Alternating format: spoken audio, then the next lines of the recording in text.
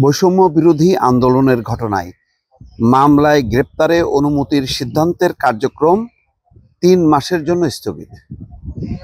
দর্শক, ৩ মাসের জন্য স্থগিত করা হয়েছে। আসলে এটা কেন করা হয়েছিল এই কারণে যে ব্যাপকভাবে মামলা বাণিজ্য চলছিল।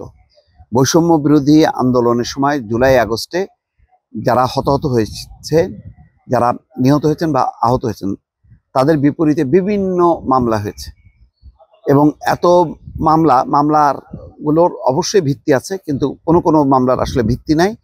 আবার যেই সব মামলা হয়েছে সেই মামলায় অহেতুকভাবে 150, 200, 300 জনকে যুক্ত করা হয়েছে এবং বেছে বেছে প্রতিপক্ষকে হয়রানি করার জন্য যারা জড়িত না তাদের নাম ঢোকানো হয়েছে।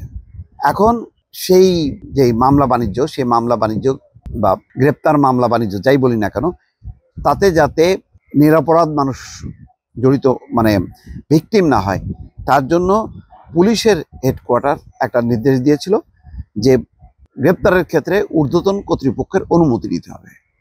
তো এটা আমার ধারণা প্রশংসিত হয়েছিল। এখন সেটার আবার আড়ালে আবার কেউ আবার অন্য সুযোগ দিচ্ছে কিনা, প্রকৃত ভিকটিম যারা তারাও আবার রেহাই পাচ্ছে কিনা, এটার একটা অবশ্যই একটা জটিলতা আছে। হয়তো সবকিছু বিবেচনা করে হাইকোর্ট 3 মাসের জন্য এই কার্যক্রম অর্থাৎ ডিএমপির এই যে সিদ্ধান্ত সেটা স্থগিত করছে।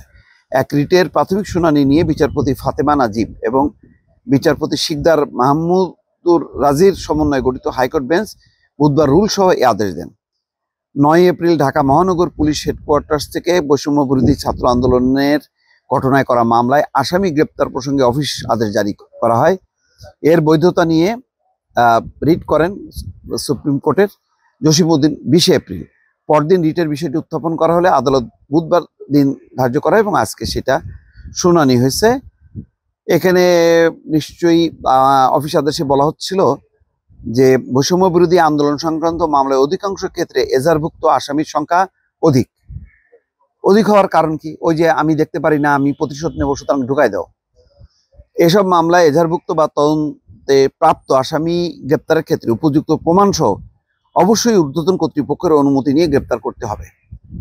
উপযুক্ত প্রমাণ এবং ঊর্ধ্বতন কর্তৃপক্ষের অনুমতি ছাড়া বৈষম্য বিরোধী আন্দোলনের ঘটনার মামলার এজাহারভুক্ত কিংবা তদন্তে প্রাপ্ত কোনো আসামিকে গ্রেপ্তার না করার জন্য নির্দেশক্রমে অনুরোধ করা হলো। রিটের শুনানি নিয়ে আদালত অফিস আদেশের কার্যক্রম স্থগিতের পাশাপাশি রুলও দিয়েছে। এখন দেখার বিষয় হাইকোর্ট কোন কোন প্রেক্ষাপটে এইটা স্থগিত করলো, এটা জানা জরুরি। এখন দুটা সমন্বয় করা খুব মুশকিল।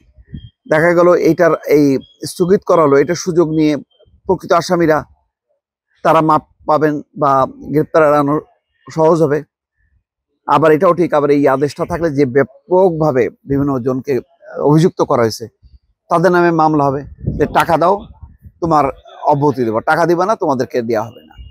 এই যে ঘটনাগুলো চলতেছে এবং এইটা খুব একটা নিন্দনীয়। অনেকে মনে করেন যে এই ব্যাপক সংখ্যক মানুষের নাম থাকার কারণে বিচার করাটাই কঠিন হয়ে যাবে, কারণ যখনই এজাহারভুক্ত আসামি হবে প্রত্যেককে তার তদন্ত করতে হবে, প্রতিটা তদন্ত করে বলতে হবে, পুলিশকে বুঝতে হবে যে সে যুক্ত কি যুক্ত না।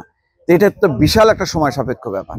তো জানি না এখন হাইকোর্ট আবার কি কারণে এই পুলিশ হেডকোয়ার্টার্সের এই আদেশ বন্ধ করছে, এটাও একটু দেখা দরকার। দর্শক ভালো থাকবেন, আল্লাহ হাফেজ।